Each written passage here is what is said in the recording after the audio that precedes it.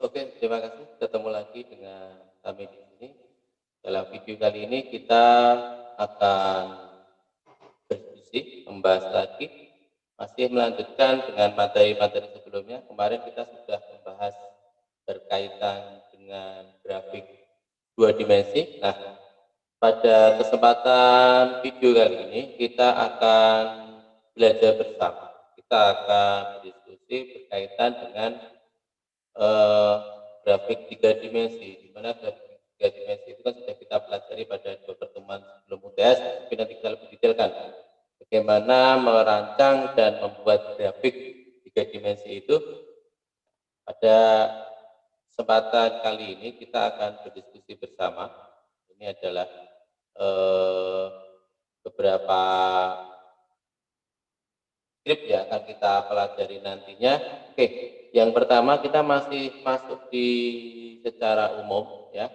Secara umum untuk grafik tiga dimensi. Jadi seperti halnya yang sudah kita pelajari yang lalu bahwa untuk grafik itu adalah kita ada inputan, kemudian kita ada prosesnya, dan juga kita ada outputnya. Outputnya yang kita akan plotkan dalam sebuah grafik. Ya. Oke, kita masuk di grafik yang pertama. Bagaimana kita membuat grafik tiga dimensi menggunakan salah satu fungsi, ya, salah satu fungsi dari MATLAB yaitu plot tree. Biasa kita yang baris kedua itu adalah kita menentukan array atau inputan untuk kita tiga dimensi kan ada x, y, z atau sebenarnya adalah x, y, dan z.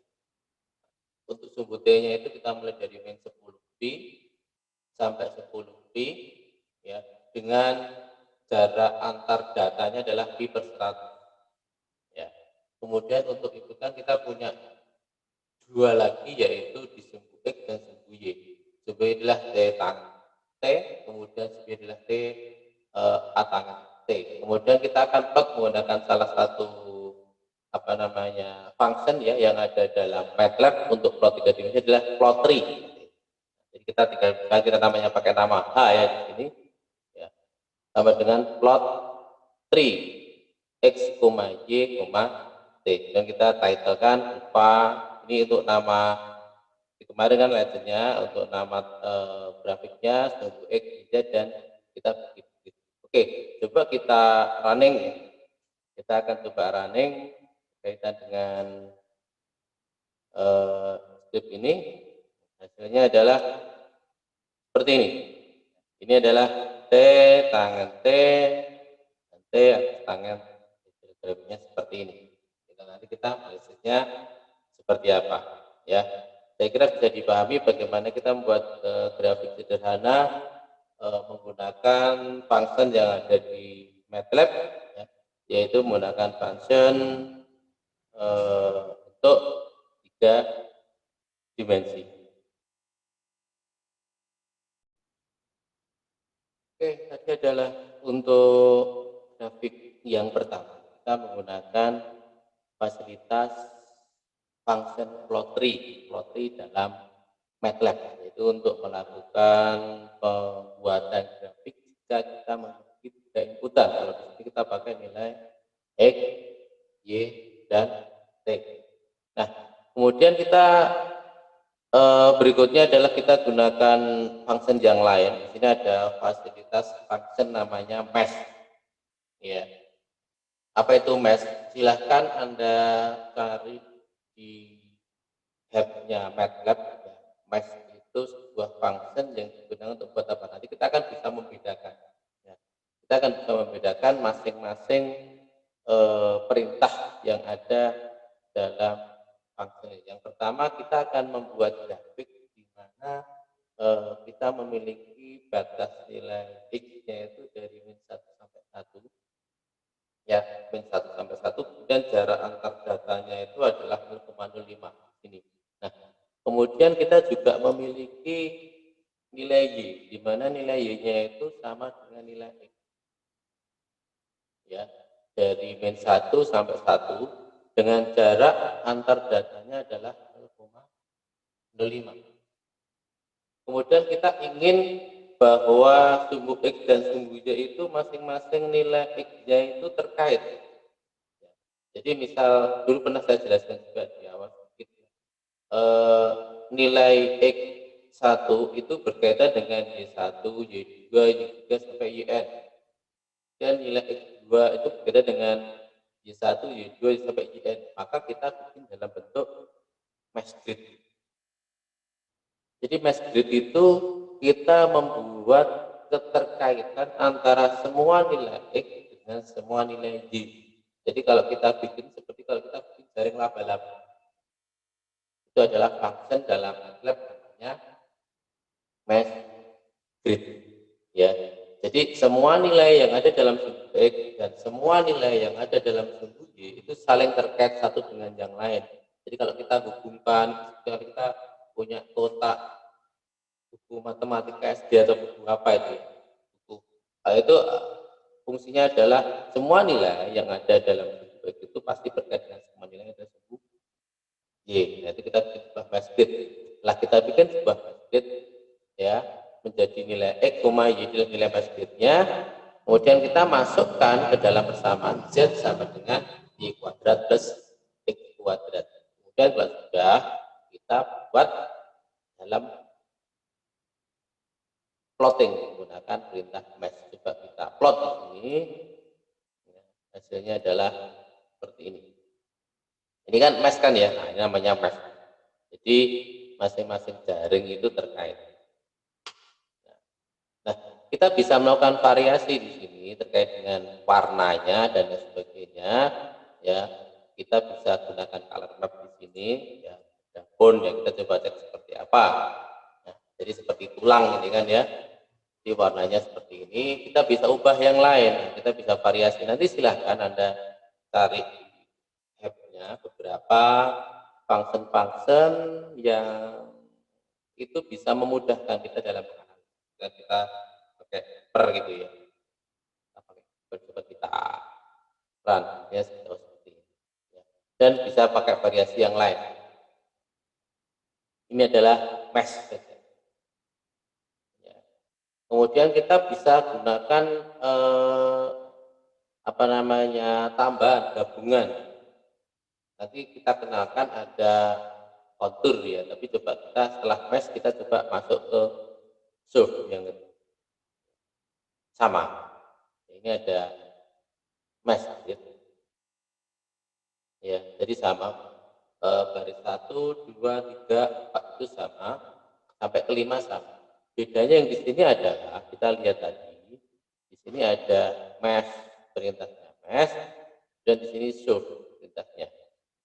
Coba silahkan Anda cari perbedaannya. Sebenarnya perbedaan antara mesh dan surf itu apa? Kalau kita run seperti ini, bentuknya sama ini. Coba kita run. Kita run. Ini bentuknya sama, tapi ada pembeda gitu. Silakan Anda cari. Ini untuk solve. Ya, ini saya off-kan semua.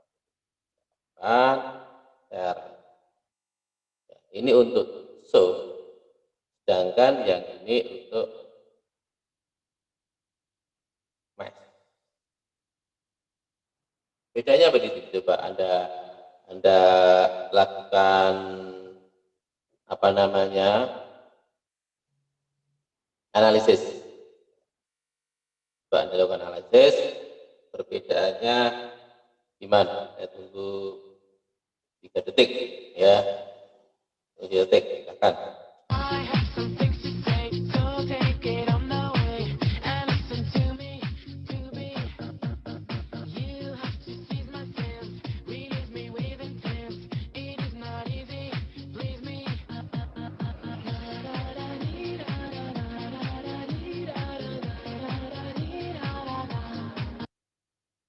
Oke, sudah paham? Nah, kita lihat pertama sekarang ya. Untuk mesh, kita lihat mesh di sini bahwa garis-garis jaringnya itu memiliki warna seperti warna yang diminta dalam kontur super atau kita bikin ya default dulu ya.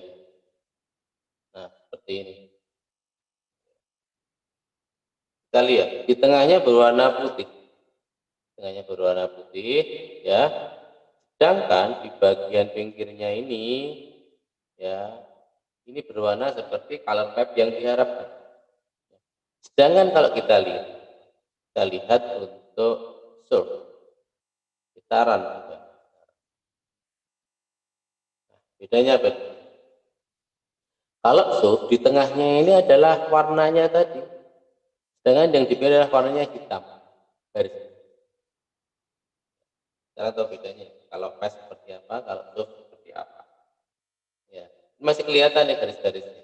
Nanti bisa kita atur. Coba kita gunakan aturan seperti ini.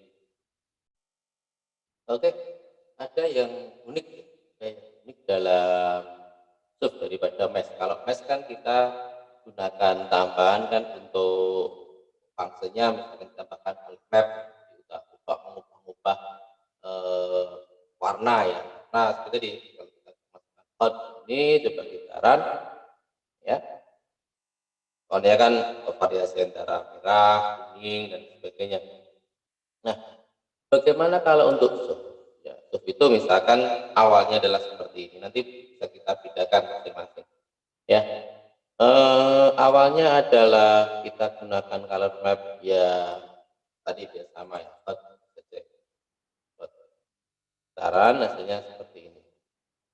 Ya, sekarang kita akan coba manipulate, kita ingin mengatur tampilan dari grafik biar grafiknya ini. Kadang ada grafik yang lebih mudah dianalisis dengan kita melakukan bukan perubahan data ya, bukan perubahan data itu nggak boleh, bukan memanipulasi data, tapi memanipulasi tampilan, biar tampilan itu mudah untuk dianalisis. Ya, jadi misalkan kita ingin mengubah ini, tambahkan shading flat. Nanti bentuknya seperti apa? Anda silakan coba melakukan analisis. Saran hasilnya seperti ini. Ya. Bedanya apa sekarang? Antara grafik yang sub biasa tanpa kita beli shading pad dengan setelah kita beli shading pad.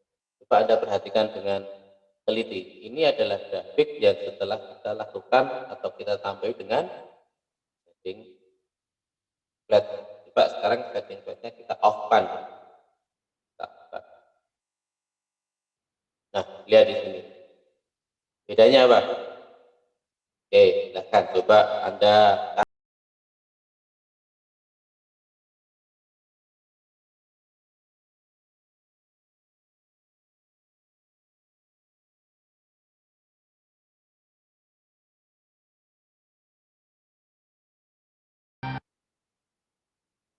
Oke, sudah tahu bedanya? Kita lihat di sini tadi pada kita menggunakan grafik yang biasa, ya. Yang biasa ini ada garis hitamnya di sini. Sedangkan kalau kita gunakan yang shading flat tadi, ya, kita coba running di sini, seperti ini, garis hitamnya hilang, ya. Tapi masih ada kotak-kotaknya di situ. Ya. Nah, artinya apa di sini bahwa lines dibuang, tapi tiap bagian mempunyai warna yang konstan. Jadi line-nya tadi yang warna hitam itu tadi kita buang. Ya. Tapi di masing-masing kotak itu masih mempertahankan warnanya masing-masing. Ini masih datang kotak-kotak seperti ini. Bagaimana jika kalau kita sekarang menggunakan shading, itu adalah shading pola gitar. Coba kita lihat. Nah, lebih smooth kan ya. Jadi grafiknya antar bagian pixel kotak-kotaknya sudah tidak bisa kita bedakan lagi. Jadi kan masih bentuk kotak-kotak ya, masing-masing sendiri. Nah, dengan shading interpolasi ini, maka masing-masing kotak itu sudah saling berinterpolasi. Jadi kalau interpolasi itu artinya apa? Di sini ada lain sudah dibuang dan warna tiap bagian diinterpolasi di antara tepi. Tepinya itu tidak ada perbedaannya. Jadi seperti halnya main gradasi. Kita lihat seperti itu. Bahkan lebih smooth.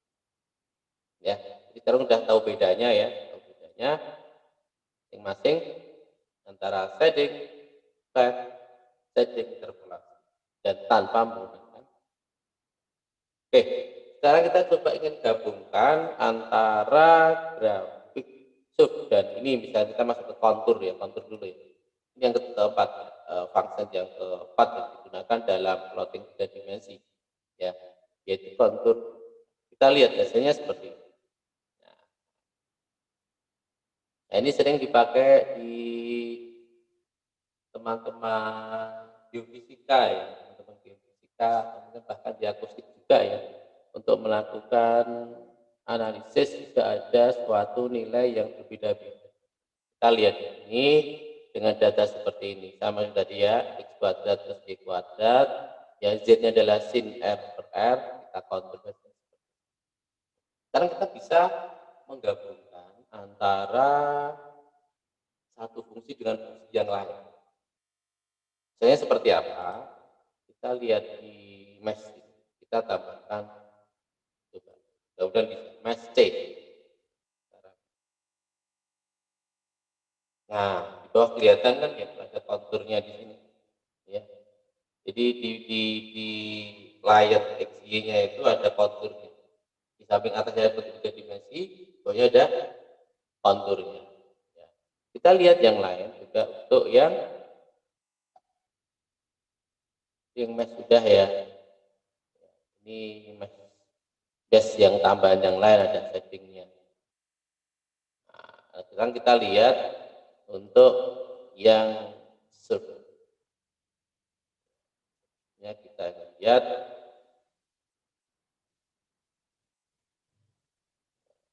running, kita lihat di bawahnya.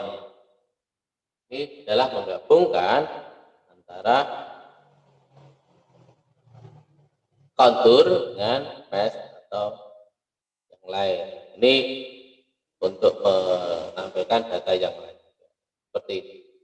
Jadi ini ada 4 function yang kita pelajari, yaitu kita menggunakan plot tree, kemudian kita menggunakan mesh, kita menggunakan sub, dan kita gunakan kontur.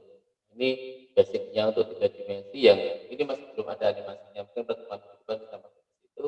Jadi ini bisa lebih permudah Anda nanti jika kita punya data-data dalam bentuk grafik yang bisa kita buat dalam 3 dimensi, silahkan Anda lakukan plotting apakah dalam bentuk plot tree biasa ya, menggunakan plot tree atau menggunakan mesh atau menggunakan sub atau ditambahkan pemahaman kontur. Oke, saya kira itu untuk video kali ini, mudah-mudahan bisa lebih dipahami. Kita ketemu lagi untuk materi-materi berikutnya.